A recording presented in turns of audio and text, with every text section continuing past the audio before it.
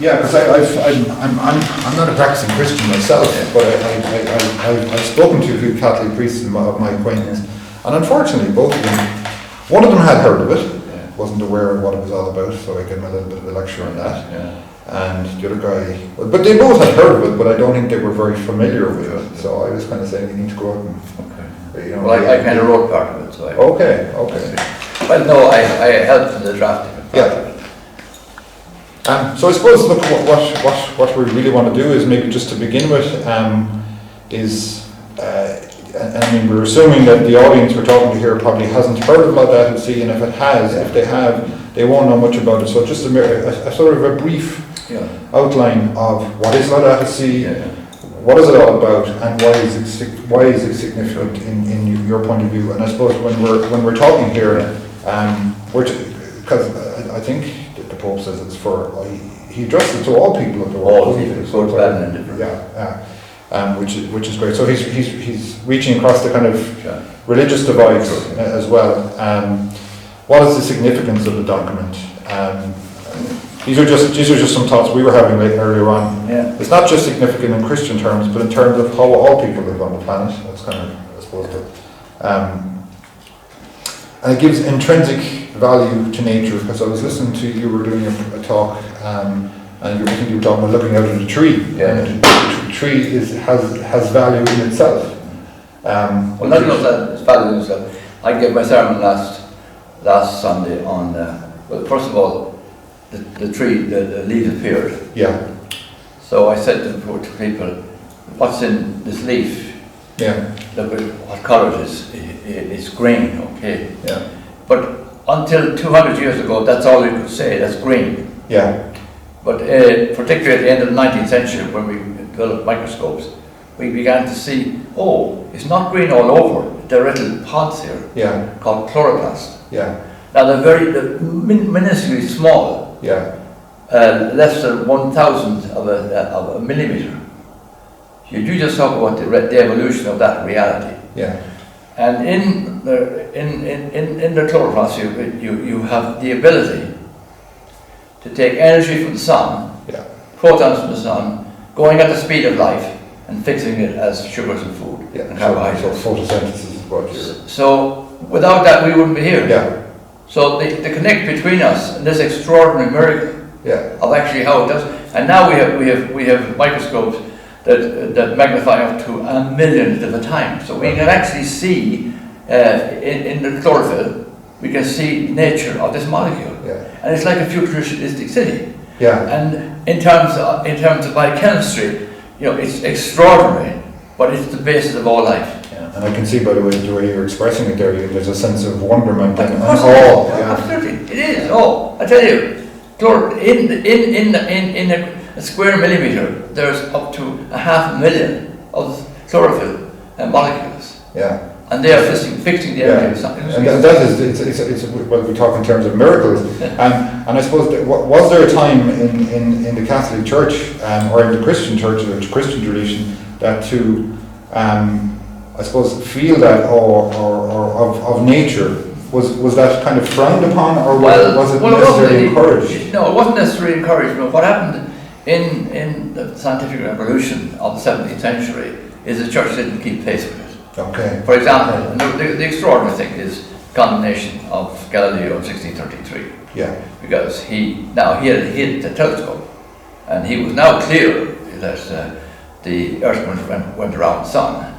Now you have to remember there was a civil war going on in Europe, like what's going on in the Middle East at the moment. So there's a political context as well. Well, it's religious. You had the Prussian princes who were Protestant, and you had the other guys who were Catholic. And the Prussians were saying, Jesus, these Catholics don't even believe in the Bible. Because in the book of Job, the earth stopped for the battle. So they're not even taking seriously the Bible. So that's partly why our friend Galileo was condemned in 1633. And unfortunately after that, now individual people kept up with sciences. I mean, the man who brought in this understanding of our universe is 13.7 billion years old, was a Catholic priest. George the Mighty taught He taught physics and he taught mathematics at Louvain University. And he was the one who put it to Einstein that his theory of relativity has to have a beginning and an end. Yeah. Because Einstein was saying what astronomers were saying, it's maybe there's no beginning and no end. He said, if you follow my theory, yes, there is a beginning. The alpha and the omega. Yeah. Sort of, yeah. So. Yeah. I suppose that leads me on then to just ask you about Laudato Si, which is the encyclical from the current Pope, Pope Francis. Can you just tell me a little bit about what is Laudato Si? Why is it significant as far as you're concerned? Okay, there's a couple of things. In the title itself, Laudato Si mi Signore, which means praise to you, my Lord.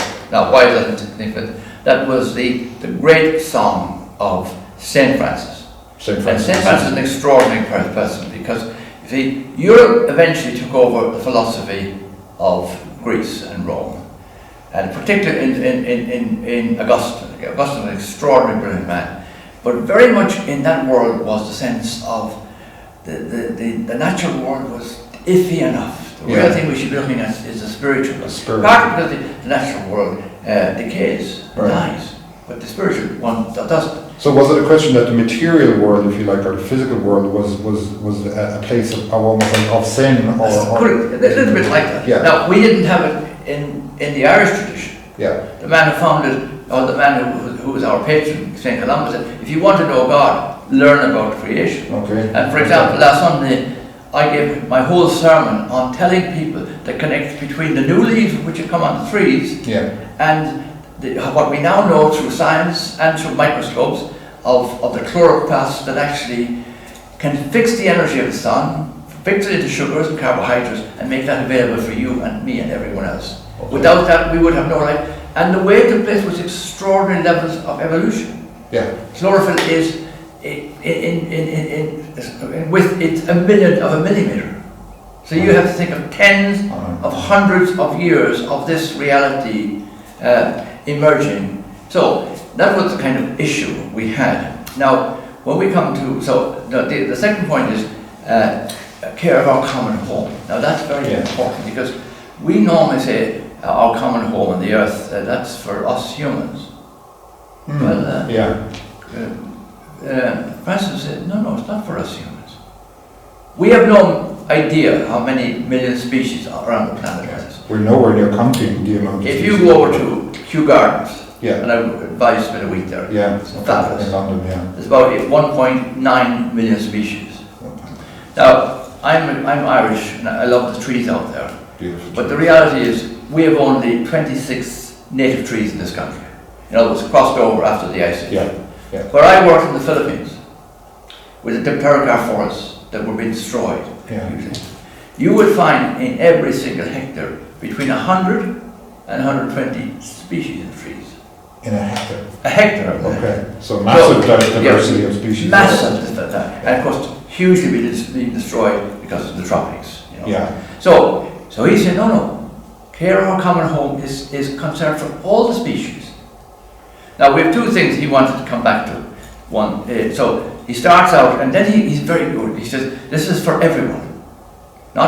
They used to say for people of goodwill. He doesn't say that, he says for everyone. So when he says for everyone, it's not just Catholics or Christians, or he's reaching across the religious divide, or to people of faith and nuns, all people on the planet basically. But he's not doing what other popes did to people of goodwill. He's putting the people who may not be of goodwill. Okay. Because that's what has got our planet into the message in today. So then who does he quote first? After quoting St. Francis, he quotes the ecumenical patriarch of the Greek Orthodox Church in Constantinople. Okay. Patriarch Bartholomew. And he said, if you do this to the climate, if you cause climate change, he said, now these are not just, not good things to do. He said, these are sins. Okay. So then what Pope Francis does, I would have to say I've been involved in this issue for the last 40 years. The people who were very good at it were a group within what we would call the Protestant tradition, the World Council of Churches. I worked with them on, for example, a statement on climate change in 1993. That's far back. But the Roman Catholic Church was iffy about being involved. and wasn't involved. And what was that reluctance, do you think, or where did that reluctance come from? Because we wanted to, our main focus was justice and peace for humans. Yeah, humans. And we were different from everyone else. And was there a fear of sort of that respect or engagement with the environment that in a sense was irreligious almost? Well, not irreligious, but taking it away from what we should be concerned about humans who are in distress. Okay. So this man then came, so for example, apart from John Paul, one speech of John Paul, for example, Pope Benedict, he never spoke on climate change. He brought out a document like an encyclical in 2009, Caritas in Veritate, that's love in truth. It was just 6 months before the UN Convention on Climate Change in Copenhagen, but we thought that we had a big breakthrough. I was there. That was the one that disappointed, I think, a lot of people. He said nothing. Okay. That's 2009. By 2015, when Laudato Si was written, this is now considered one of the most central religious topics of the church. Yeah. In 6 years. And that momentum, I suppose a lot of people who has that momentum come from the top down in the person of Francis himself, or has many different top down. Right. Why? Because in the Latin American church, they had a great sense of camaraderie, and they met once every 10 years to look at what's happening in their world. Now, for a lot of time, it was what's happening in justice and peace, what are the rich doing to the poor. But in the previous 20 years, the bishops and priests and lay people of the Amazon were beginning to put, we have serious issues that are ecological, that are doing enormous damage to the reality here. We better begin to get those in the front place in our religious understanding. And Francis had that. So when he came, when he came to write this, I thought he might say, well, maybe climate change is happening. He did not. In number 23, he said climate change is happening, and humans are responsible. Okay.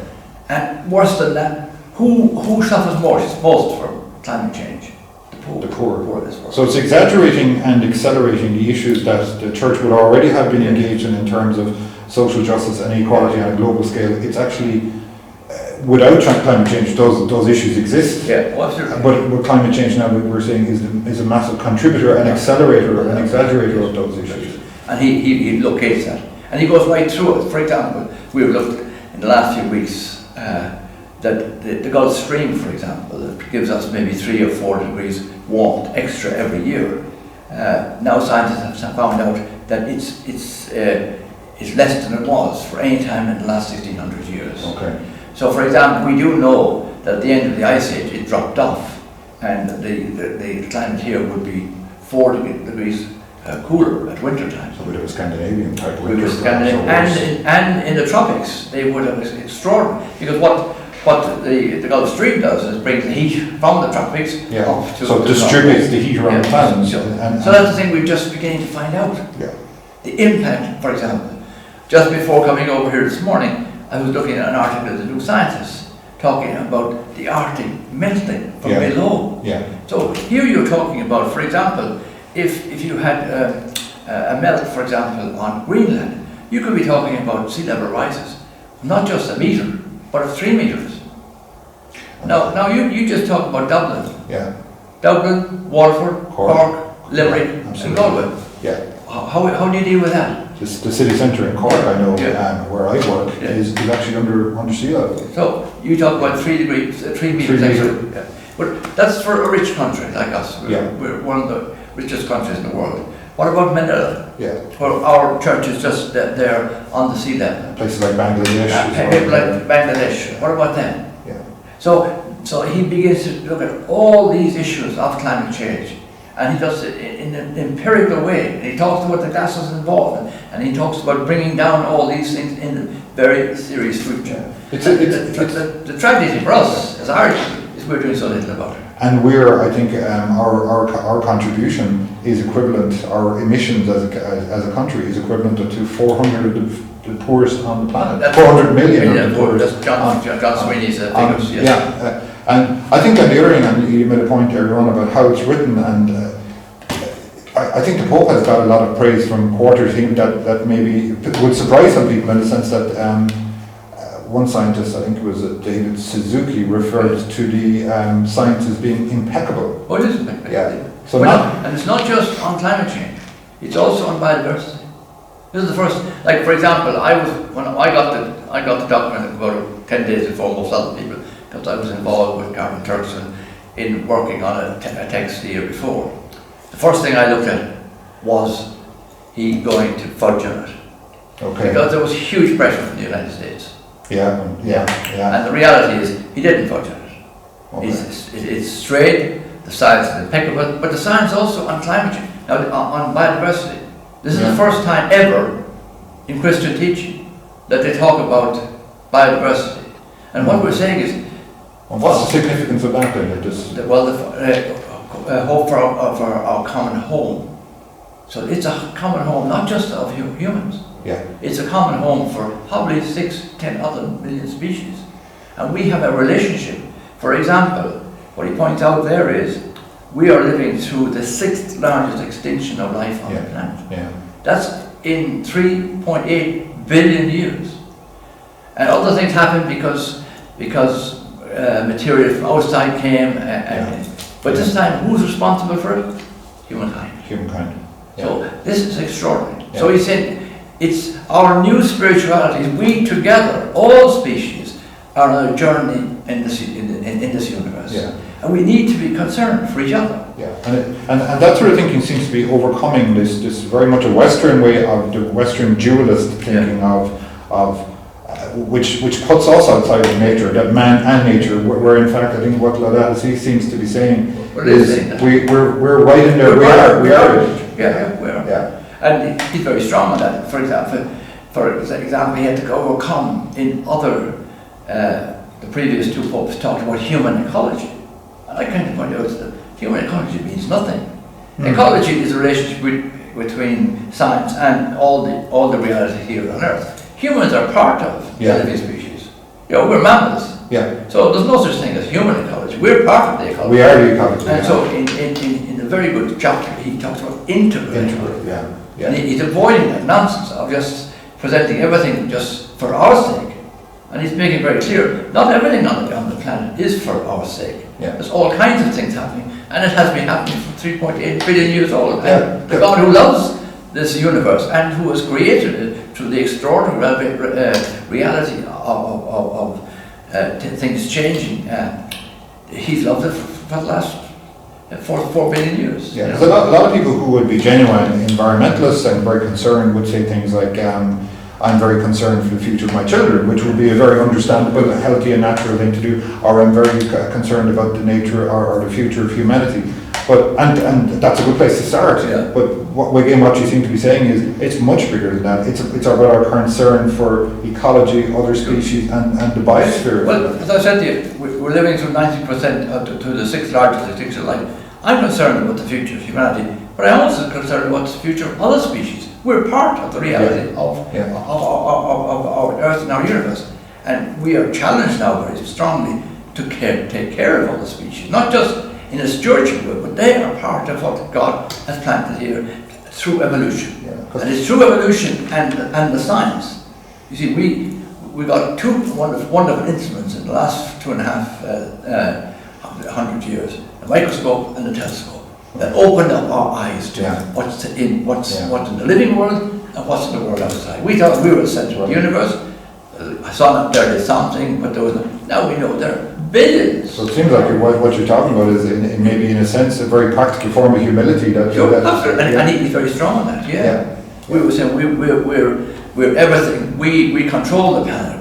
And he's very strong on that. Why is this down? See, what we're doing is with climate change, for example, we've changed the chemistry of the atmosphere. Yeah. From the end of the Ice Age, which is 11,000 years ago, until the beginning of the Industrial Revolution in the 18th century, 1750s, there were 280 parts per million of carbon dioxide. It's now 408 to 10. Yeah.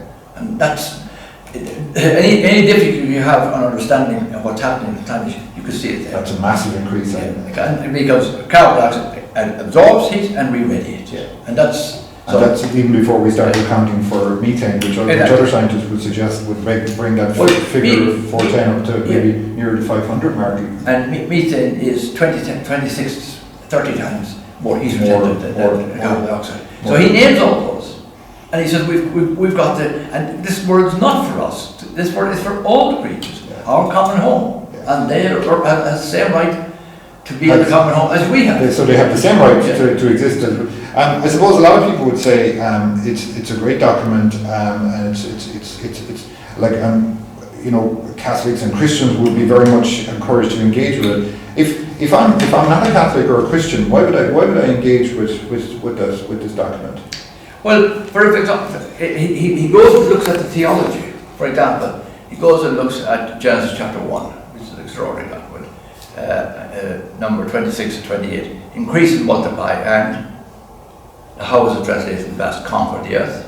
Multiply, fill the earth and conquer it, I think it was like, yeah. So basically he goes and said, no, this was often interpreted as we have control of the earth. Mm-hmm. Whatever we do to it in terms of to animals and to other species of trees, they're not even sinful. Anything can be sinful. No, he says they are there, and we have to respect them hugely. And so he reinterprets this text. He said it cannot be taken. The humans have every right to do everything they want to with the planet. So you ask me, why would you look? There's about 7.5 billion people on the planet. There's now about 1.3 billion Catholics. Here's a Catholic church that could begin to take this issue seriously, particularly from the religious perspective as well. So and you and I know, whether you're religious or not, that these things will happen unless we change. Yeah, because what's in the document is facts and science, and also a lot of very positive sentiment. The other issue is this, in a very long word, is anthropocentrism, which we've kind of dealt with, but maybe we could just talk about. Anthropocentrism again would be that we thought we were in control of everything now, and he's very strong against that. That's one of the great evils of our modern times. We should be about the collectivity there, all the species of it. Because if they weren't there, like if we go back to the leaf and the chlorophyll there, it actually fixes the energy of the sun, we wouldn't be here. Yeah. Because we're here because of other creatures, and we need to recognise that, and recognise it as a miracle. Yeah. We walk each day by green grass or trees, and we've no idea. The oxygen we're breathing is coming from the trees we're looking at out the window here. But modern science has made us very understanding of that. Yeah. And so it makes it very clear we have a role in the planet which is not the anthropocentric, which is the Greek for a human-centered reality. And so that was very, very important that he attacked that, because in the past, Catholic Christians were almost attracted to anthropocentrism, and we're the one species on the planet for whom the planet was made by God. No. In reality, the planet was made, and all the universes were made for the glory of God and the universe and every species that are there. Every species. And we have no right to cause species to become extinct. That's an extraordinary reality. I'm just wondering how, obviously you're very passionate and outspoken, I think, on this issue in a positive sense. How is, we say, in the Irish context, or nationally or internationally, how is the hierarchy or other clergy engaging with this document? Well, you see, don't forget, you talked about it being science. I went to a brother school. A lot of people went to colleges. So I actually studied science. Okay. I came in here with my leaving cert, chemistry, botany, physics. Okay. So we didn't look at this when we were doing theology. You look around here. Now, so we say we're doing a theology of the church, which is about the community of people working together. So we'll talk about communities of people. If we had taken this seriously when I was doing theology 50 years ago, where would we go? We'd go down beside the oak tree. Okay. And we say, this species is endemic to Ireland. This supports about 250 other species. This is what community is about. This is what church is about. And so it's very difficult for priests who never actually had this engagement when they were studying theology to actually engage a document like this. So what I just kind of say to them last week, I was down in Waterford talking, But there are many people in your parish who know about this. Some teachers, people teach chemistry, who teach physics, who teach biology. So together we should be doing that. I don't look to the priest to give the leadership. I look to So maybe it's a question of maybe a Catholic priest who finds himself in a parish, maybe somewhere that he obviously may find I don't have this knowledge. He may have model knowledge in other areas, but to reach out to the community, who's in the local community, the teachers. There are plenty. Yeah. The birdwatch people. They're delighted to come in. Yeah. To and talk about their wonder of the birds in the area. So it's gradually. We're working with hierarchy on this. We hope when the Pope comes here in August, there'll be a whole section on care of our common home, because family and home, they're closely related. Yeah. So, and again, to be fair to the bishops, they have to read themselves into this issue, because they didn't have this background either. I'd say in my whole time here of 7 years, I never got a metaphor that expressed my faith in the reality of the world around us. The only time the cross was mentioned was on Good Friday. Behold, the fruit of the cross. Okay. But in reality, you could have taught almost anything. You could have taught the reality of God's love, which we call grace. You could have taught that by looking at the leaf. And knowing, here's this leaf that fixes the energy, here's green matter that fixes the energy of the sun. In some ways, is it in a sense kind of going back to the early origins of the Irish Christian Church, which seemed to be, and my limited knowledge, which was seemed to be much more grounded and connected to nature. And we didn't get the dualism that you talk about. Plato didn't come to Ireland. Yeah. So our tradition, that's why I say God, if you want to know God, learn about creation. So he would bring people down to learn about creation. But the continental world didn't do that, and that's why Saint Francis was so unbelieving, or so huge in that. I mean, you had Saint Francis talking to the birds, giving sermons to the birds, and you said, God, the guys at my hopes are going to take him away. Yeah. But that's the reality. That's far more profound, something profound going on. Yeah, because I remember when I did my leaving cert, there was an Austin Clarke poem. I think it was the Blackbird of Derek Derry, and it was look, stop, and the blackbird is whistling. Something to the effect that the sun is brighter than God's own shadow in the cup now. And I think what he was saying was that, and it's very much in line with what you're saying, is actually the God is out there as well. Yeah. Not saying he's not in the church, but he's actually out there as well. Okay. He's taking. I started with the green leaf and the chlorophyll, and just how extraordinary it is, 1,000 times less in a millimeter. But God's presence is in that for millions that's what evolution does. It makes things right for life. And that's what God's presence is. Right? So we can find God's presence all around here. Yeah. Not just in the church, not just in human beings, but in everything he has made. Yeah, because I think it was someone said that the significance of this document is it gives that everything in a sense is sacred. So down to the tiniest speck of dust even is. And the tiniest life of any creature particularly is wonderful. And that's why there's a huge amount of material on biodiversity. So actually there's more material on biodiversity than there is on climate change. Because sometimes when we talk about climate change, and it's not to understate it, it's a very, very serious an emergency, I think, a global emergency. But the wonder and the joy and the fun, I think, is in the biodiversity, going out into nature, watching other animals. Laudato Si is full of that. Yeah. Praising, thanking, and wonder, just the wonder of this. A joyous and celebratory document in many ways. I suppose one of the things that one of the challenges or one of the criticisms we would have heard over the last few weeks is that the role of women, and there's been an issue, I suppose there's been debate about the role of women in the Catholic Church, and where is the voice of women, has the voice of women been heard in this document, do you think? Not as much as I would like. Okay. Now, but to be fair to Francis, he came in 2013, he's in 6 years.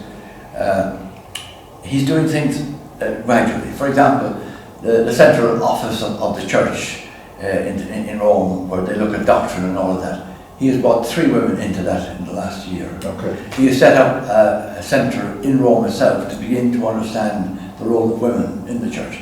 I have no problem with the role of women. I would love to see women the same roles as men, being central to priesthood, episcopacy, and right up to the papacy. I have no problem with that. Because I think your record has been quite outspoken in that sense. Well, that's the thing we've learned in the last 40 years. Things we thought we knew and that were things change. And for example, if just from a practical position, say you have 26 bishops in this country, can you now, maybe 3 times a year, what woman is there with them? Say, look, these, maybe from your perspective it looks like that, but can I give you a woman's perspective on that? Oh, well, I'd like to hear that, you know. Yeah. So we really, but we have to work through patriarchy of the worst time. We have 2 millennia of patriarchy, and I think we've got to work through that. It's a big juggernaut that maybe needs to be, it's not going to be... And for example, women are much more sensitive to what's happening in the world, because the reality is it's women who give birth to the children in the future. Yeah. So they have a real so they're maybe more directly connected to the living with Ireland. So, but in this document, there's no section on one. And I remember at the launch of it in Rome after in 2015, I was president, and Mary Robinson was president, and she made a good criticism. She said thank him for all the good things in it, but it would be better if there was something on the role of women, and I think it would be, yeah. Okay. And I suppose in this year of 2018, the Pope is obviously visiting, I think it's late summer, early autumn of this year. What would your hopes be for that visit in terms of Laudato Si and climate change? And I would hope he'll bring those to the concern for the family, because that's the way he's done it in both the documents, and so that he will get a good run too. What happened? That came out in 2015. Then the document on the family came out 2 years later. The document on the family, priests and others, they all know about that. They came from families and the families in the parish. So they have much more eagerness in that rather than Laudato Si. So I would hope he'd bring them together, which he truly can. And I suppose leading on from that then, I think having read through Laudato Si and a few times, and it's a document that bears reading, and it's very well written and very accessible. And the issue of population and demography in there as well. There's quite an interesting kind of debate and tension going on around that. What would your own viewpoint be on? My viewpoint, very obvious. I wrote a book in 1990 called The Greening of the Church, and I had one of the chapters that will there be too many mouths to feed, and that's an issue. It's not so much an issue in a country like Ireland, but when you go to the Philippines, for example, the Philippines had, when the Spaniards left in the end of the 19th century, it had 6.5 million people. It is now 110 million people. Wow. So there is a serious issue there. I think we as Catholics need to address it, because if we don't, it will be a huge issue to the future for our planet, not just for our species. And I suppose others would say that while the issue of population is obviously an important one, the issue we're here in Ireland and our consumption, and it's our consumption levels are, I think someone said, I think it was Cara Gustenberg was talking about our average emissions are being 13 tons per head, and I think she was talking about, I can't remember what country she quoted, was a half ton per head. That's right. Well, the Philippines would be that. Yeah. So we're going to have to start looking at, for example, here we have to look at agriculture. We have to look at eating our diet, because meat production around the world is huge in terms of methane, for example. Methane, so we are like New Zealand. We're one of the few OECD countries where we have a huge percentage of our greenhouse gases from agriculture. We have 33% of our. So we have to, and we're now talking about having milk to send to China, even though we're telling Irish women that should breastfeed their babies. And we're encouraging China. That's the kind of the debate that has to happen in our world. And these are moral, ethical debates as well. Absolutely. And like when I lived in the Philippines, meat was a small amount of meat, for example, was often, or fish, but not the kind of meat reality that is present in our diet. It's 3 or 4 times a day. I mean, which we're which we also now are saying to the Chinese they should be eating more meat as well. Okay, so it's sort of symbol of development and sophistication And that's not true. is what So you these debate around Laudato Si is not just about our engine and our cars, it's about actually the way we live and changing the way we live. Is it also about how we see ourselves in the world? And I think it's back to some of the points you were making earlier on, that up to this point, Christians and non-Christians, I think just a humanist tradition would see mankind, humankind, as the dominant or the reason nearly for existence. But is it a new way of seeing ourselves in a proper context? And that's right in the title, Care for Our Common Home. Or common home. Of all. Common home for every species, not just humans. Okay.